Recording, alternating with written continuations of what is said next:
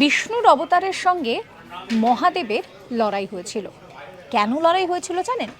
পুরাণ কিন্তু বলছে যে বিষ্ণুর অবতার নৃসিংহদেব সেই সময় তাকে পাঠানো হয় কাকে বধ করার জন্য, না হিরণ্যকশিপকে।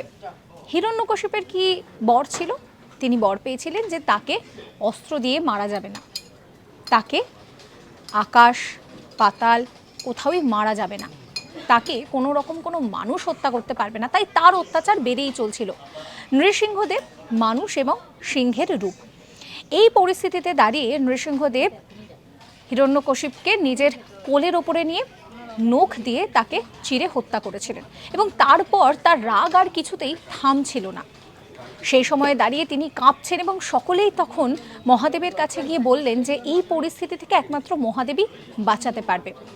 সকলে এটা বলার পর মহাদেব তখন ঠিক করলেন যে তার এক বর, তার এক অবতার, তাকে তিনি পাঠাবেন এবং তিনি যাওয়ার পর সেখানে নৃসিংহদেব শান্ত হন। সাবস্ক্রাইব করবেন আজ তাক বাংলার ইউটিউব চ্যানেলকে।